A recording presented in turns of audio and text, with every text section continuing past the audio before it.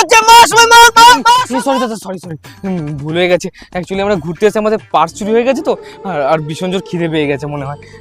ঠিক আছে নিন। দাদা আপনি না খুবই ভালো মানুষ, বলছি বাড়ি যাওয়ার মতো 2000 টাকা দিতে পারবেন? আমি আবার আপনাকে দিয়ে দেবো। না দাদা, আমি তো তোমাদের চিনি না। ঠিক আছে, আপনি ওই ফোনটা জমা রেখে দিন, আমি 2000 টাকা দিচ্ছি।